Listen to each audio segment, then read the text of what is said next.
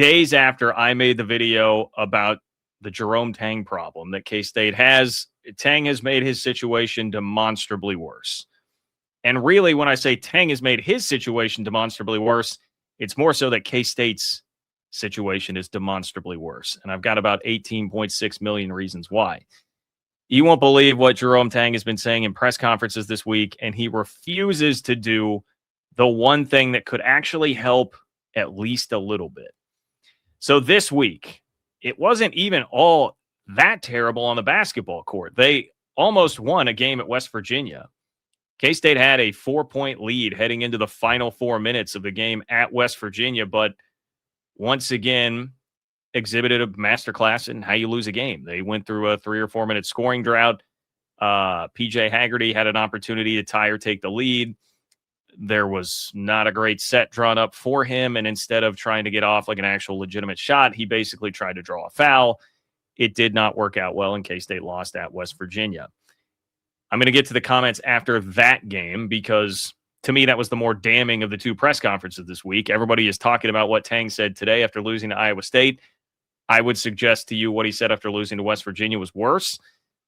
But then today, Iowa State led by as many as 39 points in Bramlage Coliseum. A Bramlage Coliseum, by the way, that was pretty full, which shocked me, and kudos to the fans for that. But 39 points. It was a 29-point game in the first half. I mean, this was not just something getting away late. It was a 29-point game in the first half. Now, is K-State down 3 contributors? Yes. Was K-State anywhere near the NCAA tournament before they got hurt? No. Okay, key distinction here from what we're about to hear from Jerome Tang. But today, completely embarrassing. Second worst loss in Bramlage Coliseum history. Third worst home loss in school history. School history. K-State's been playing hoops for a long time, my friends. Okay. In these press conferences, I know it gets to this point when you have a losing team. You're 10-12 overall. You're 1-8 in the Big 12. And you're doing that with a $10 million roster, by the way. For a second straight year, you're going to have a losing season and miss the tournament with a $10 million roster. Crazy. Anything you say in a press conference, like, nobody's going to be happy with it. Everyone's going to crush virtually anything you do say. But you still don't have to go here to just make it worse, make people more angry, make yourself look worse, make the situation messier. And that, I feel, is what has happened from Jerome Tang. So I'm going to get to this first clip from the West Virginia game, okay? Please do subscribe to the channel. Pushing toward 30K subs, and I'm almost there, so please do subscribe. Here is the clip from after the West Virginia game. And this is the one that I have the bigger problem with Tang. To put together a team and build a program that will be on that level year in and year out. And I ain't figured that out yet because they keep changing the rules on me, right? Like, once they get the rules set, right, like, then I can have a consistent plan, because there are 3 guys that should be on my roster right now that are not on my roster because the rules changed, okay? And and that's not even the guys who are injured, okay? So if they will give me consistent rules, then I know how to move forward and operate. And now we'll figure it out, because I got a staff that we're relentless. We don't stop. Okay, so a lot of talk there about the NCAA and rules and 3 guys missing from the roster. He's not even talking about the guys that are injured, which, again, in fairness, they are down 3 contributors. They probably wouldn't be this bad, but they would still be a bottom 3 or 4 Big 12 team, even with those guys. What drives me nuts here is the excuse making. Again, I will mention top 5 to 10 NIL roster last year, still top 20 this year, $10 million plus. Ton of money. Okay. The opponents that you have played each of the last 2 games, less NIL dollars than you, and still getting punked. So I hate the excuses, first of all. But second of all, the players he is talking about here, Tyreek Smith, who I think would have been a nice piece, certainly would have helped them inside, which they need. But K-State knew, Jerome Tang knew when they took him last year, they took him last January, knowing that the hope was he'd be eligible for this season. He was an eligibility risk the whole time.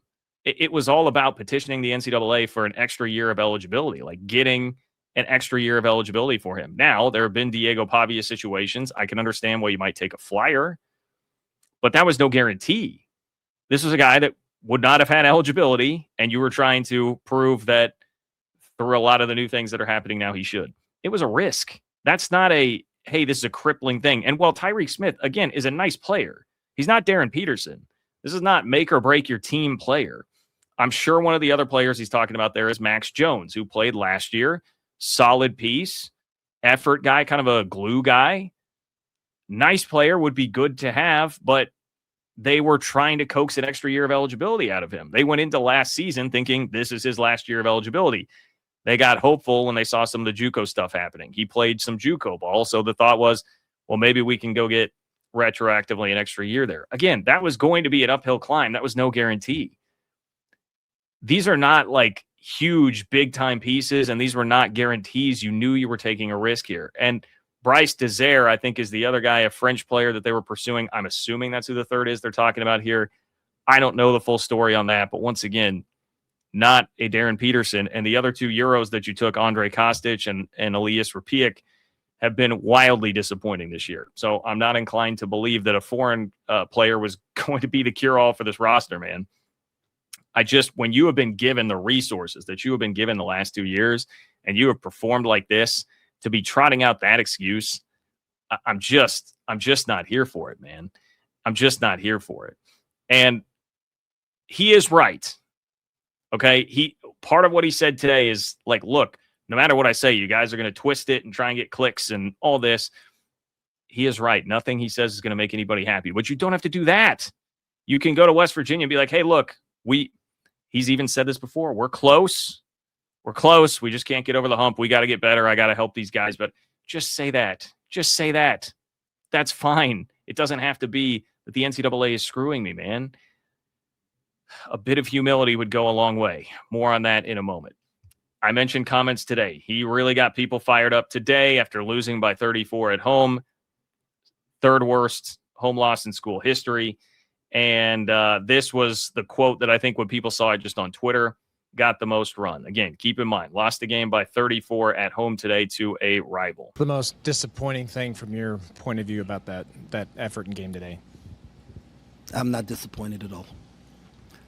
Why not? Because I'm with these dudes every single day, and I know everything that they're going through, and y'all don't. And so I was proud of our guys, especially in the second half. It's all right. Jerome Tang is proud. He is proud of the team for the effort after losing by 34. Look, that one, even I'll cut him a bit of slack on that. Like, if you don't want to throw your team totally under the bus because of that, like I will cut you a bit of slack for that. I will. But this is more of a back and forth because he was getting some pushback from reporters.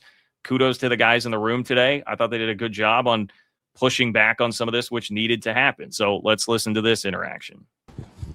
You said that it was a message for your players.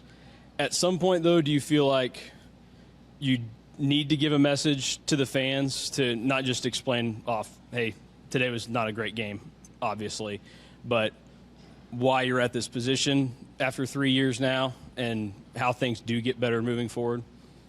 Yeah, at the end of the season, we'll talk about that. Do you think that's going to be... It doesn't matter what I think, because whatever I say, y'all are going to take whatever you want to and clip it the way you want to and post it the way you want to so you can get the clicks that you need. And so it doesn't matter what I say. What matters is what I'm doing with these young men on the floor in practice every day, in their daily lives, to help them continue to move forward. And then, because this is the crew that I brought in, right? And this is the crew I wanted to roll with, right? And if we're not good enough at the end of the season, right, then we will figure the thing out for the next thing. But no, I don't feel like I need to give an explanation to our fans right now. I want them to know that I'm working really hard, and I'm not proud. I'm not happy with the results, but I am proud of the young men that we brought in. Okay, look, again, saying you're proud of the team, whatever. That's cool. You don't want to trash them in the press conference. That's fine. One of the things I take the most issue with here, and this is where I get frustrated when it's like a coach who's clearly back against the wall, feeling that things are not going well, feeling the pressure here, has blown through a ton of money with very little to no success. You just like lose inventory on what you can just kind of say whatever and hope that it doesn't get checked. Here's one thing he said. We'll talk about it at the end of the year in reference to, hey, this season has not gone well. We have underperformed. We'll talk about it at the end of the year. Well, guess what happened last year? Last year, they had top 5 to top 10 NIL money. Jeff Goodman told me on 3MA, top 5 NIL money in the country. They went sub 500. They missed the tournament. And I would have thought last year, there's some kind of explanation that should come at the end of the year. Jerome Tang did not do an end of the year postgame, like end of the year press conference. He didn't. He just ducked on doing interviews, didn't show up anywhere, went into total silence, despite requests, some of which came from us on 3MA. There was nothing, no talking about it, no humility, accountability, anything last year at the end of the season until he showed up on what? Who out there? I saw some Iowa State fans that were out there in the chat tonight. You guys could probably tell me where Jerome Tang first surfaced after last season to do a media hit. He did an interview with Cyclone Fanatic. Okay? He ducked the K-State media until he talked to Cyclone Fanatic. In a move that, look, I don't know what his true intention was with that, but it sure felt like I'm not going to take the heat, and then here's the middle finger to all you guys in the media that were criticizing me. That certainly is what it felt like when that happened. And so I don't trust that there's going to be a real discussion, like, hey, we'll talk about that at the end of this year. I don't trust that there's going to be public accountability for that at the end of this year. And if you're saying, hey, I don't know the fans an explanation, I mean, like, okay, but all of this is just, it's from a guy whose attitude and demeanor this whole time has been one, expect to win, right? That was the big K-State fans stormed the court after beating Kansas Jerome Tang's first year. And he more or less chastised the fans for rushing the floor, saying, you guys got to expect to win. Like, that needs to be our attitude moving forward. Okay, well, now we're going on a second straight losing season with top 10 money, or at least top 20 money. And you told everybody expect to win. I feel like that probably deserves like somewhat of an explanation, apology, something. Like, you can't be that guy when things are going well and then totally run away from it or say, I don't owe you anything when things are not going well. You know, I mean, I loved the Jerome Tang attitude back then, by the way. I loved when after the Kentucky win, he said, we just had more dudes than them. And that seemed to really set off John Calipari and Kentucky fans. You know, even at the time, one of my worst takes of all time was backing Jerome Tang during the Spygate, Cygate, whatever you want to call it. But like, you're the guy that you called out TJ Otzelberger at mid-court thinking that they were spying on your huddle. Like, you can't be that guy and then things start going wrong and you just duck and cover and hide and blame other people for things. Like, that's it. Just, I'm not liking the true colors that seem to be coming out here when you know what has hit the fan. So on top of all of this and above all else, the bottom line is, like, man, just having this attitude with no humility. And that is the one thing that I think could help a little bit here that's not happening. Is just showing be a little bit humble, admit some mistakes over the last few years, because we just have not seen any of that. We just have not seen any of that.